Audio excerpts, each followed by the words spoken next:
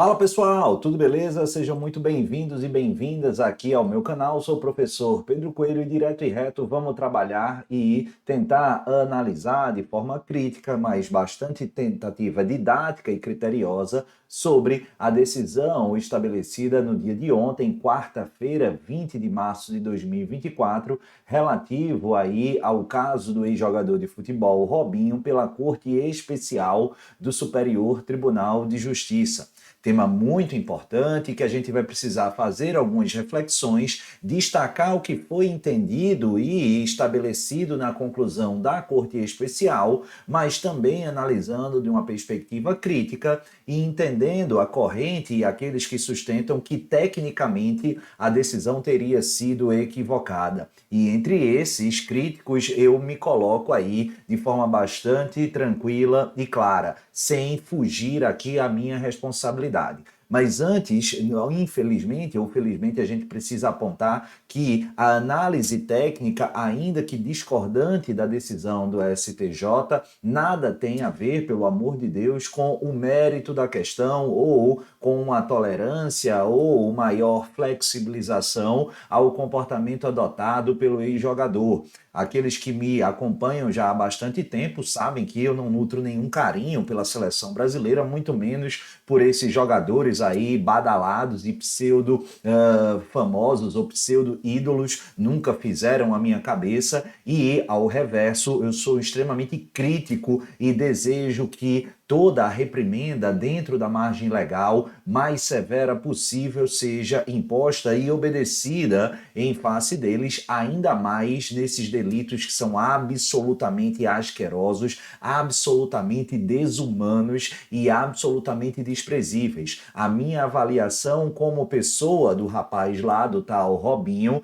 é que é um ser humano desprezível, que é um ser humano abjeto, é alguém que causa repulsa e absolutamente nojo pelo que praticou. Tive o cuidado e o desprazer de acompanhar o brilhante trabalho do Universo Online no documentário via áudio sobre o caso, que disponibilizou aí uma série de áudios captados legítima e licitamente pela justiça italiana, que não deixa a menor dúvida o ser repugnante, abjeto, asqueroso que é esse rapaz. Noves fora todas essas adjetivações que ainda soam pouco e insuficientes para caracterizar esse cidadão. O fato é que, como jurista, como professor, a minha função é analisar, e claro, você pode discordar ou não, mas analisar a minha visão técnica. E a gente está sempre aberto a discordâncias, desde que sempre seja feita com respeito. E aí, feita essa introdução, vamos resgatar rapidamente o que é que aconteceu lá no caso Robinho.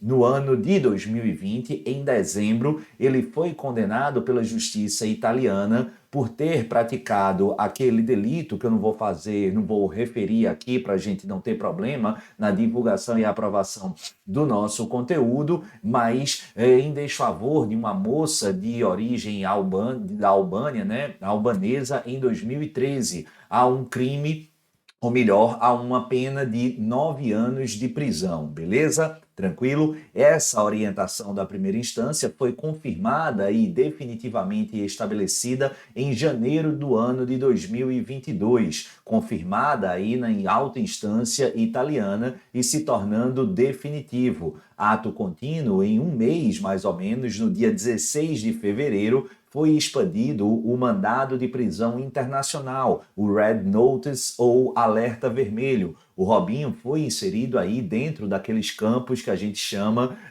da órbita de atuação da Interpol, da Polícia Internacional. No entanto, vale salientar que a justiça italiana não logrou êxito em realizar a prisão. Por quê? Porque ele não mais se encontrava lá na Itália. Ele se encontrava aqui no Brasil. E aí, será que esse mandado de prisão poderia ser efetivamente realizado aqui no Brasil? E aí é que começa a grande questão, porque em princípio essa prisão seria com o fundamento e o intento de realizar a extradição do jogador ou do ex-jogador Robinho. Ocorre que, se ele estivesse em qualquer outro país, essa prisão poderia ser realizada e acompanhada de eventual pedido de extradição da Itália. Ocorre que o Robinho ele se encontrava em território nacional brasileiro e a Itália, de fato, formalizou, mesmo ciente de que isso não seria viável, o pedido de extradição de Robinho perante o Brasil. Claro que houve negativa por ampla e evidente inviabilidade jurídica desse pedido. Afinal, o texto da Carta Magna de 1988 é claro, límpido e peremptório ao negar de forma absoluta e sem qualquer exceção a extradição de brasileiros natos, que é justamente o caso aqui do jogador. E aí, ato contínuo, a sistemática diplomática administrativa da Itália atuou e fez um pedido de homologação da sentença condenatória exarada pela justiça italiana aqui perante o Brasil, que é o pedido a ser realizado de acordo com a Constituição a partir da emenda constitucional 45 perante o Superior Tribunal de Justiça,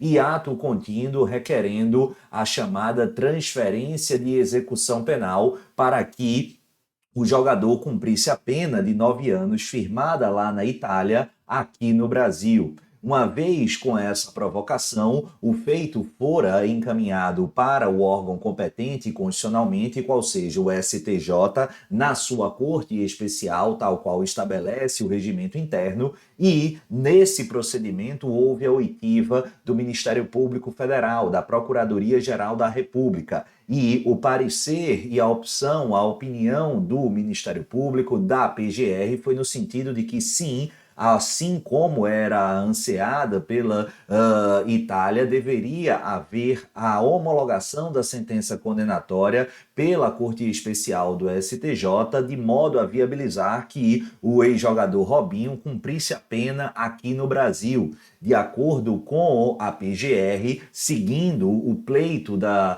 Itália, haveria a demonstração, no caso concreto, da integral preenchimento dos requisitos firmados na lei que regulamenta e prevê esse instituto da transferência da execução penal. E por conta disso, ela deveria ser efetivamente. Ou seja, essa transferência de execução, ela tinha e ela tem o seu regramento previsto e disciplinado na Lei de Imigração de 2017, a Lei 13.445 de 2017, e, fundamentalmente, os requisitos ali previstos estavam, na visão da PGR, devidamente preenchidos. Já antecipando aqui o que eu vou endossar lá no final do vídeo, essa conclusão ela foi agasalhada pela maioria dos ministros da Corte Especial. O julgamento de ontem ele foi composto de 11 julgadores, 11 votos, sendo 9 deles pela possibilidade de transferência da execução, no caso do ex-jogador, e apenas 2 contrários. Agora, já destaco que, na minha humilde opinião, eu já imaginava que haveria aqui essa maioria, mas desde antes do julgamento ocorrer, me encontrava absolutamente refratário analisando o teor da legislação. E vou falar e trazer à baila qual é o ponto aqui que a gente precisa ponderar. Se você concorda com o STJ ou não, tudo certo, só quero que a gente reflita um pouco, até mesmo porque, apesar de essa ser a posição do Superior Tribunal de Justiça, muito provavelmente, para não dizer com 100% de certeza, o caso vai ser levado ao Supremo Tribunal Federal e dentro de aí algum tempo é a Suprema Corte que vai se manifestar sobre a temática. Qual vai ser o rumo a ser traçado pelo Supremo Tribunal Federal, nós não sabemos. Agora, vamos fazer algumas ponderações aqui. De acordo com o pedido da Itália, de acordo com a decisão do STJ e com o parecer do Ministério Público, através da Procuradoria-Geral da República, a PGR, teria havido integral preenchimento dos requisitos normativos previstos lá no documento de regulamentação da transferência de execução. E esse regulamento ele está entabulado na Lei 13.445 de 2017. O artigo 100 da Lei 13.445, ele prevê aqui o Instituto da Transferência de Execução Penal e arrola no parágrafo único vários itens e vários requisitos. Já começa assim no caput, deixa eu ler aqui para vocês, nas hipóteses em que couber solicitação de extradição executória, a autoridade competente poderá solicitar ou autorizar a transferência de execução da pena, desde que observado o princípio do non bis in idem. O que é isso? Ele não pode ter uma dupla punição. Ele ter sido punido na Itália e passar a ser punido aqui no Brasil, cumprindo uma pena, uma sanção penal 2 vezes. Isso aí absolutamente é inviável do ponto de vista constitucional e legal aqui no Brasil. Mas o ponto que eu quero já chamar a atenção, além de vários outros que são passíveis de questionamento, que estão alinhavados nos 5 incisos do parágrafo único do artigo 100 da Lei 13.445, eu não quero desgastar vocês, é um tema mais afeto ao direito internacional. Quem tiver interesse pode ir lendo e com calma a gente vai explicando, mas já quero trazer à baila o iniciozinho do caput que dá a senha da formatação da opinião nossa aqui construída. Repetindo, quando é que o artigo 100 caput estabelece como possibilidade de transferência aqui de execução, nos casos ou nas hipóteses em que couber solicitação de extradição executória. Basicamente, doutores e doutoras, a gente tem 2 tipos de extradição, a extradição instrutória e a extradição executória. A extradição instrutória é quando há evidências suspeitas que determinada pessoa cometeu um crime em um determinado país e se evadiu, fugiu e se encontra em uma localidade em um outro país. Requer-se a prisão para fins de extradição para que o camarada seja extraditado para aquele país requerente, para que ele possa ser submetido ao devido processo legal. Em caso de condenação definitiva, aí ele passa a cumprir a pena. Já a extradição executória, que é essa aqui expressamente alinhada no artigo 100 caput da Lei 13.445 de 2017, é quando o título executivo já for firmado e só está pendente o cumprimento da sanção. Imagine, por exemplo, que o ex-jogador Robinho estivesse preso, sei lá, no Uruguai ou preso em Camarões. Nesse caso, haveria o pedido de extradição da Itália para Camarões, para o Uruguai, e essa extradição seria uma extradição executória. Foi o pedido feito originariamente ao Brasil, mas que não fora processado e deferido. Por quê? Porque a Constituição Pátria é peremptória ao vedar absoluta e sem qualquer exceção a transferência, ou melhor, a extradição de brasileiro nato. Bom, traduzindo aqui, se um principal ou primeiro requisito firmado no artigo 100 caput da Lei 13.445, ao prever a possibilidade de transferência de execução da pena, é que ela vai caber nas hipóteses em que forem compatíveis com a extradição executória, me parece de uma obviedade solar e quase que irritante a conclusão de que, se para transferir a pena, a execução da pena precisa ser compatível com a extradição executória, e se eu não posso extraditar nem instrutória nem executoriamente o brasileiro nato, é intuitivo afirmarmos que, em princípio, a vontade do legislador foi no sentido de não permitir a transferência da execução penal em face do brasileiro nato aqui no Brasil. Beleza? Tranquilo? E aqui, doutores e doutoras, é importantíssimo que a gente tenha um cuidado muito sensível. Pedro, na sua visão, a lei está correta? Veja, eu intuitivamente diria que não é a opção que me parece mais humana e mais bacana. No entanto, eu não me sinto confortável em afirmar em um ou em outro sentido, porque eu não sou especialista no tema do direito internacional. E conversando com alguns colegas e lendo alguns textos, eu destaco aqui um texto muito bem escrito em 2022 pelo um dos maiores especialistas nessa área no Brasil, que é o professor Valério Mazzuoli. Ele vai vai dizer que essa questão de cuidado em ausentar, impossibilitar a expulsão, extradição, transferência e entrega de brasileiro nato, ela é uma tradição da diplomacia e da ordem jurídica pátria. Então, sob essa perspectiva tradicional, tem um fundamento. Então, só para a gente tomar muito cuidado em construir verdades absolutas de forma assodada, de forma apressada. Mas, de toda sorte, aqui não está em julgamento se eu gosto ou não da lei.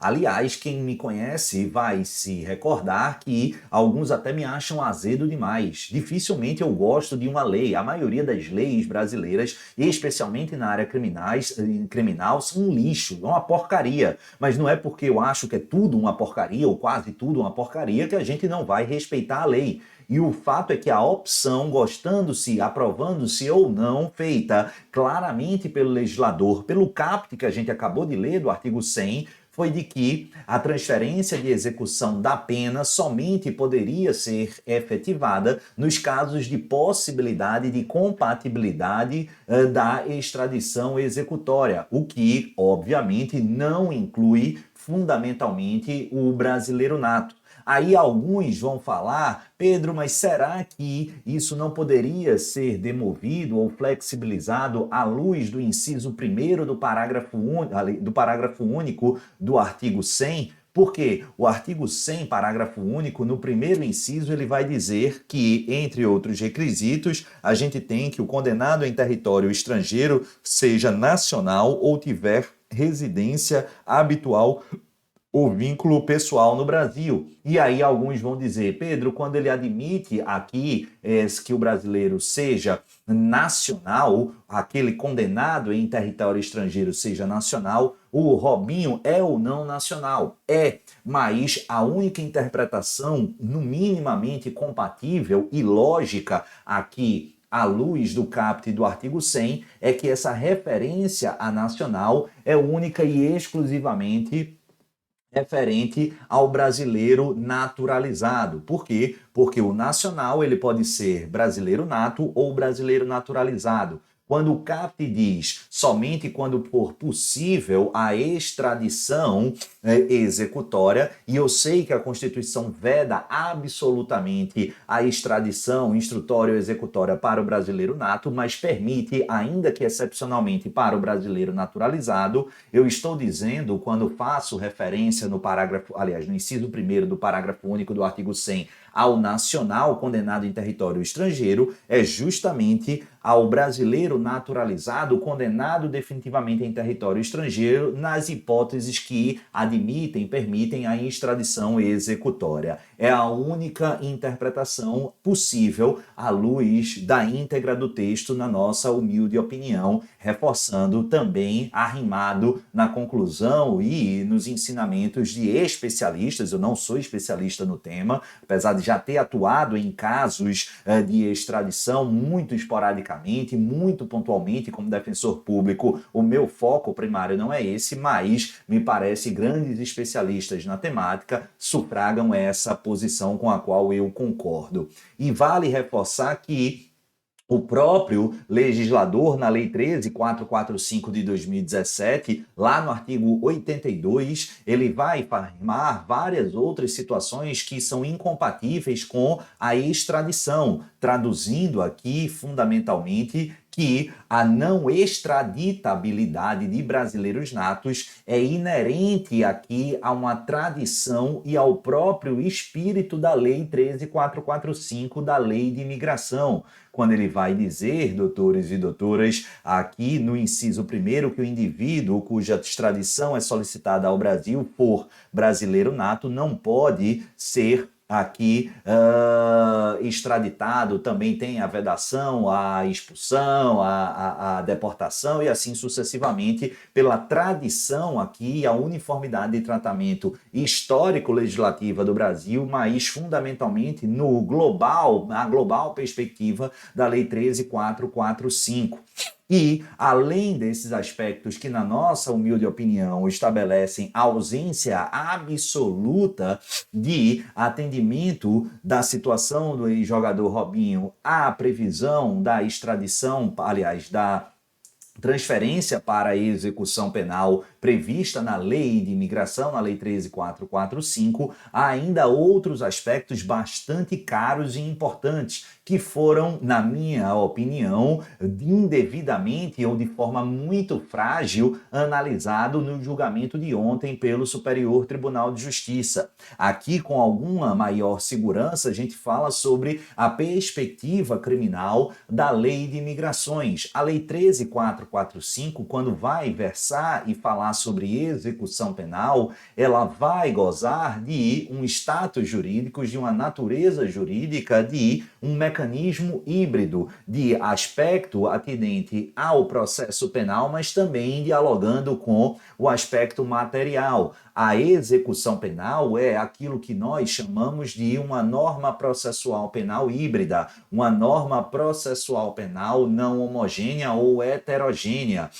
E aí vai estabelecer aspectos de direito processual e aspectos de direito material. E por que isso é importante? É muito. Por quê? Porque se trata de uma lei de 2017, a Lei 13.445, e sobre esse tema, transferência de execução penal, não tínhamos outro assunto ou outra norma anteriormente tratando de forma específica dele. E aí, a lógica da norma processual penal híbrida ou heterogênea é a exata lógica firmada na Constituição para a lei penal material, ou seja, a irretroatividade da lei penal, e acrescento, ou processual penal mista, como é o caso, maléfica ao acusado, ao investigado, ao condenado. E aí, os fatos que são atribuídos em sede de condenação definitiva, vale salientar, ao ex-jogador Robinho, datam de 2013, beleza?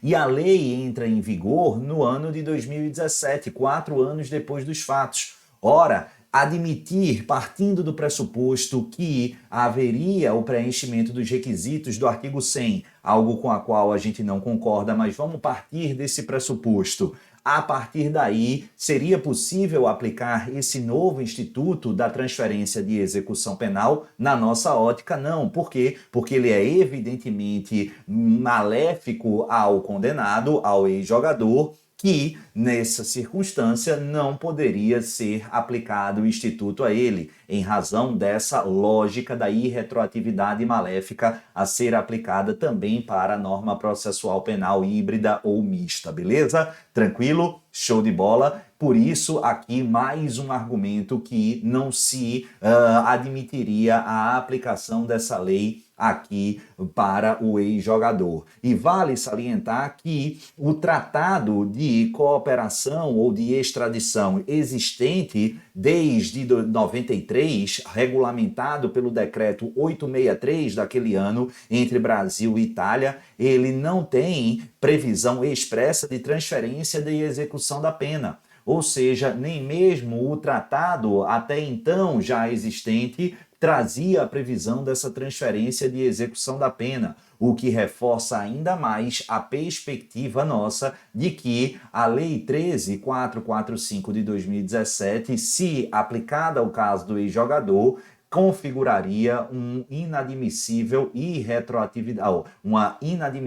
retroatividade maléfica da lei processual penal híbrida, o que não seria possível. Mesmo diante de todos esses poréns, esses senões, a gente poderia ainda continuar fazendo considerações, mas esses são os principais argumentos, pelo menos para que eu formasse a minha opinião no sentido técnico de ser indevida essa decisão do STJ. Mas, não fora tudo isso, o fato é que, no dia de ontem, quarta-feira, 20 de março de 2024, a Corte Especial do STJ, por 9 votos a 2, homologou a sentença italiana que condenou o jogador Robson de Souza, o Robinho, a uma pena de 9 anos de prisão em face do crime lá que vocês já sabem. A partir dessa homologação do STJ, e resta confirmada pela Corte a possibilidade de transferência da execução da pena fixada pela Itália para o Brasil, tendo expressamente estabelecido o regime inicial de cumprimento de pena fechado para a condenação. Aqui tudo certo porque a lei de execução penal a ser observada, claro, é a nossa e não a italiana. Então, qual é uma pena de 9 anos? Início do regime de cumprimento fechado. E todos os benefícios, tá, pessoal, da execução penal previstos no nosso ordenamento jurídico vão ser, sim, observados. Todo o regramento a ser observado. O STJ entendeu que o caso cumpriu os requisitos legais e todos os aspectos previstos na Lei 13.445. O relator, o ministro Francisco Falcão, meu conterrâneo, ele vai e dá um discurso enfático no seguinte sentido, abre aspas, a não homologação da sentença estrangeira representaria grave descumprimento de deveres assumidos internacionalmente pelo Brasil com o governo da República Italiana, além de indiretamente deixar de efetivar os direitos fundamentais da vítima. Em conclusão, o que é que acontece? O STJ confirma a possibilidade de transferência de execução da pena para o Brasil, estabelece o regime inicial fechado para um cumprimento da pena, que deve se dar no âmbito da Justiça Federal do domicílio do ex-jogador, no caso, a Justiça Federal de Santos, é ela que vai fiscalizar essa execução penal, e reconheceu a necessidade de cumprimento imediato. Por quê? Porque eventuais recursos contra essa decisão para o STJ não são dotados de efeito suspensivo. Vamos aguardar cenas para os próximos capítulos. No momento em que eu estou gravando aqui, na quinta-feira, dia 21, o ex-jogador ainda não foi preso, ainda não temos notícia disso, não sei quando você estiver vendo, mas a gente sabe que a defesa, salvo uma coisa muito inusitada, além de recorrer da decisão, certamente mais cedo ou mais tarde impetrará um habeas corpus preventivo visando a evitar aí essa prisão, beleza? Tranquilo? Vamos aguardar porque, sem sombra de dúvida, a última palavra será do Supremo Tribunal Federal e teremos muito caminho a mais adiante. Então, só para a gente concluir, repito, toda a minha repugnância, meu nojo mesmo com esse rapaz, que eu não tenho, nunca tive nenhuma simpatia e hoje menos ainda, acho um cidadão deplorável, ainda mais pelo que ele cometeu, que precisaria sim ser responsabilizado se ele minimamente quisesse e almejasse ser merecedor de um outro olhar, ele teria que ter a dignidade de voltar na Itália e cumprir a pena dele. Se acha que houve injustiça, que venhamos e convenhamos, de tudo que a gente acompanhou sabe que não houve, mas se ele assim entendesse, ele ia lá na Itália e se submeteria ao devido processo, às condições da lei para tentar rescindir o julgado lá, mas não, ele quer dar um drible e esse drible, infelizmente, na minha opinião, ele deveria ter sido exitoso do ponto de vista das regras do jogo. Não foi essa a opção do STJ, fica aí a crítica, as observações e, claro, respeitosamente, quem pensa de forma diversa. A ideia desse vídeo foi tentar esclarecer de forma mais calma, mais tranquila, um assunto extremamente espinhoso, mas que não pode ser tratado como piada em mesa de bar. Precisa de um olhar não necessariamente pesado e denso, mas minimamente técnico. Essa foi a minha intenção, beleza? O vídeo ficou um pouquinho grande, mas necessário para que a gente fizesse esses esclarecimentos. Um beijo no coração, não esquece, deixa o seu joinha, se inscreve aqui no canal, divulga esse vídeo para outras pessoas, quem sabe a gente possa auxiliar nessa macro compreensão. E não esquece, deixa seu comentário se você gostou do vídeo, se ele te ajudou, se você concorda, se você discorda, é sempre muito bem-vindo, porque dessa maneira, respeitosamente, eu aprendo bastante com os senhores e as senhoras e, quem sabe, eu posso ajudar cada um ou cada uma aí do outro lado a aprender só um pouquinho, beleza? Um beijo, a gente se encontra. Valeu!